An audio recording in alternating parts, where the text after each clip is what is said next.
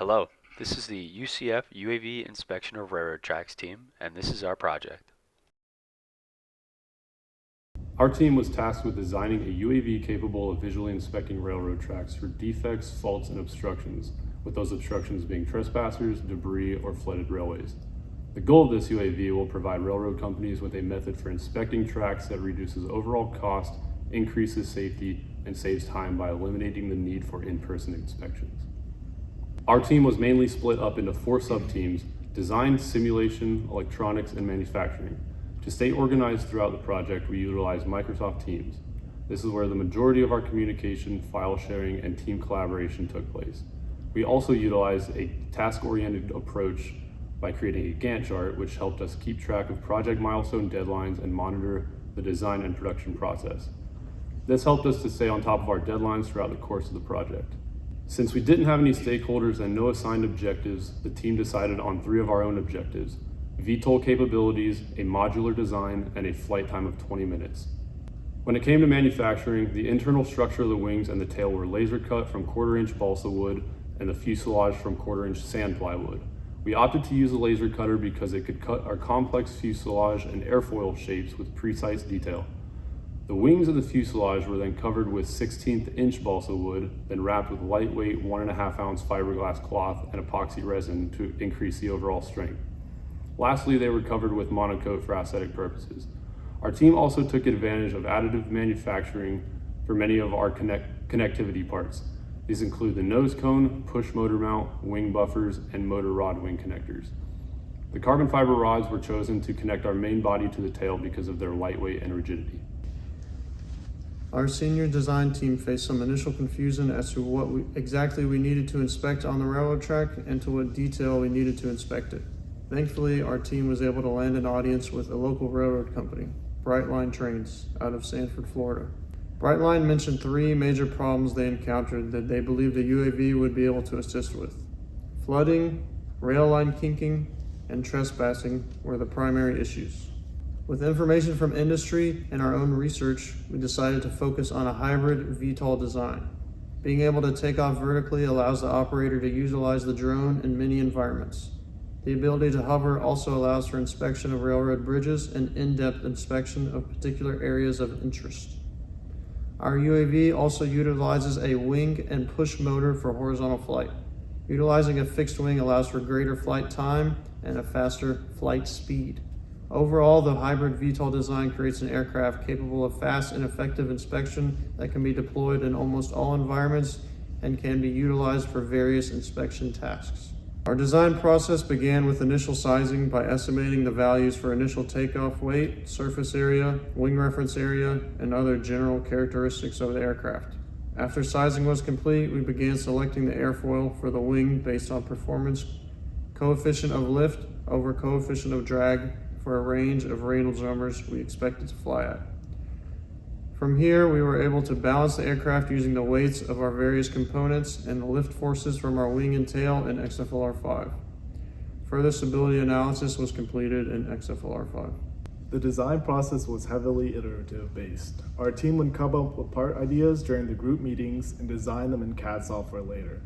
The design would be presented at the next meeting to highlight the pros and cons, along with additional features that needed to be implemented.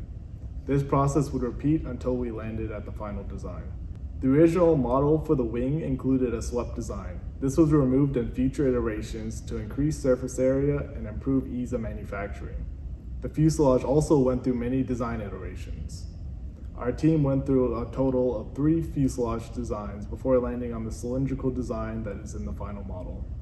Our final design choices were all based on a few key principles: relevance to the project, compatibility with design requirements, and ease of manufacturing. We chose these principles to meet all the design objectives and have a product that uses low amounts of material and is quick to assemble. One unique feature of our UAV is its modularity. It can be taken apart into 4 subsystems: the fuselage, 2 wing assemblies, and the tail. This is possible by having connection points on the tail and the fuselage. The wing assembly acts as a primary connection point due to its central carbon fiber tubes and a subassembly of 3D printed components used as compression joint. During the assembly, we found the need to increase the strength to hold the battery. By reviewing the FEA analysis on the fuselage, we were able to find weak points that needed to be strengthened. To improve these points, we added more stringers to the fuselage and incorporated 2 carbon fiber tubes into the fuselage. This extra support helped ease the strain caused by the battery and added needed rigidity to the entire model. For our electronic systems, we had 3 main requirements we needed to fulfill. 1 was to have an extended flight time to be able to fly over long stretches of rail. 2, we needed it to be able to record and transmit video. And 3, we wanted it to utilize our quad plane platform. So when going through the initial selection of parts, in order to meet the flight time requirements, we selected a 14,000 milliamp hour battery. Now this was quite the big dog of a battery, and so coming in at 1.8 kilograms, it really affected every other aspect of the design process for this drone. Moving forward with that general weight and the estimated weight of the overall assembly, we were able to select the T-Motor MN4012 as our main lift motors. And going along with those lift motors, we selected 40 amp ESCs. That way we would be able to utilize the full power of the motors.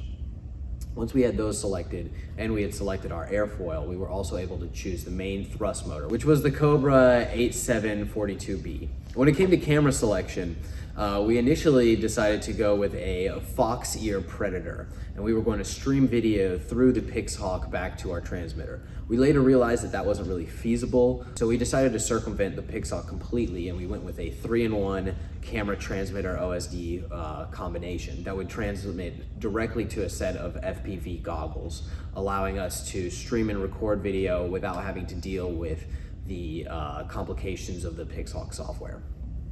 In summation, we were able to select the combination of avionics parts that allowed us to fulfill all requirements of the project and come in under budget. Due to the bulky design of the hybrid UAV, simulations were ran to ensure the UAV would be able to take off and sustain level flight with the added drag of the VTOL motors and motor mounts that wouldn't be found in a traditional fixed-wing aircraft. A 3D model was created with a turbulent flow model and boundary conditions that reflect our expected flight conditions. This allowed us to analyze the pressure distribution along the UAV as well as velocity streamlines over it. With the extra drag in mind, 3D printed winglets were proposed to reduce induced drag, but because of the added weight and minimal drag reduction due to the low airspeeds that we'd be operating at, the benefits of adding winglets wouldn't outweigh the costs. Once our team selected the motors, we were able to start testing. At first, our team tried testing the motors through the Pixhawk and its corresponding program, Q Ground Control. Once our team had a better understanding of Q Ground Control, we were able to fully set up and program the drone with the multiple flight modes, assign the channels, and fully calibrate all the sensors. The next challenge our team had to overcome was the receiver and radio selection. Our team originally went with the DX6E radio and the A620 receiver. This was a 6-channel radio and it seemed like it hit all of our marks needed. After some time with the radio and the Pixhawk, we realized that 6 channels was not enough and needed to get a new radio. Our team upgraded to Taranis Q 16-channel radio. This allowed us to program enough channels for the different flight modes like takeoff, hold, mission, land, etc., as well as assign a VTOL transition and a kill switch for safety. Some challenges the team had to overcome during the design process of our UAV was the aircraft's weight due to the size and heavy battery. The calculated weight of 14 pounds allows proper lift and stable flight for our UAV. We were able to reduce the weight as much as possible to keep our UAV within the required constraints. Another challenge we faced came during the manufacturing process, which required the team to get parts ordered with enough time to test and incorporate them into the assembly. Additionally, some parts had to be laser cut and 3D printed, which involved waiting in a queue that can last hours to days. Finally, the team faced 2 hurricanes, which rendered us unable to meet for 2 weeks, which would have allowed for proper debugging and further improvements to the aircraft. We'd like to thank Brightline for offering us the resources, guidance, and area for us to test our UAV on actual railroad tracks. Overall, the team is very pleased with the final results of our hybrid UAV, but we also have plans for the future involving testing on railroad tracks and improving overall flight performance.